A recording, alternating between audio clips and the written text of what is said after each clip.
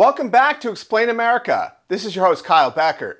Well, there's been a massive update on a political prisoner that has been languishing in a Colorado prison. She was beaten by 3 prisoners recently, and her petition letter has reached Donald Trump's desk, and he has taken action on it. But before we get into this story, please like, share, and comment at Explain America.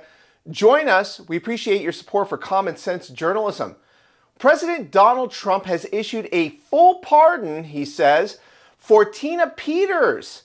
And she is a Gold Star mom who has been in a Colorado state prison. She was sentenced to 9 years for exposing what she found was election malfeasance in the 2020 election.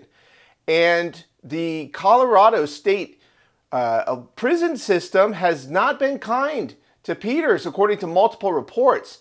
And one of her friends has written a habeas petition to Donald Trump, and he has acted on it. He is issuing a full pardon. Now, one unfortunate consequence of this being a state crime that she allegedly infringed upon in Colorado is that the pardon is not going to lead to her immediate release from the state prison. That's just a consequence of how pardons work in the United States. If you're brought up on state crimes, you're not necessarily released by a federal pardon. But Donald Trump has directed the DOJ to do its utmost to get Tina Peters released one way or another. She is also reported to be suffering from lung cancer.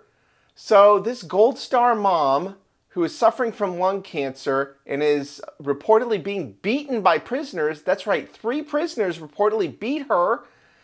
And it is an extremely harrowing case, and it's very frightening because whistleblowers in elections should be allowed to bring forth information that they find concerning.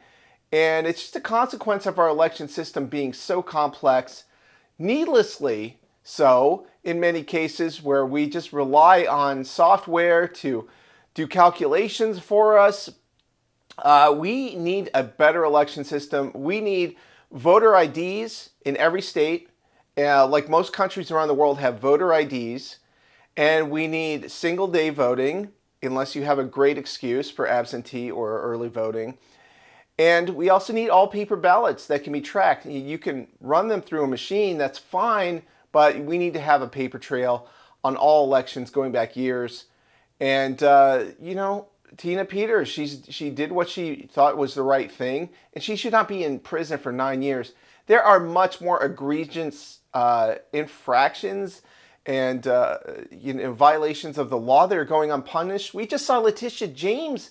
She's been nailed dead to rights. If you look through her paperwork, there is ample probable cause that she committed mortgage fraud. But multiple grand juries now are just declining to indict her or recommend indictment for her because they're in the Eastern Virginia district. That's D.C. court circuit backyard, New York grand jury won't recommend indictment for Letitia James. So it's very frustrating to see this disparity in treatment of people according to political beliefs or whether you're an insider in our system. And so there's one set of rules for elites and a set of laws for those who defy elites or who disagree with them or, essentially have the wrong belief system.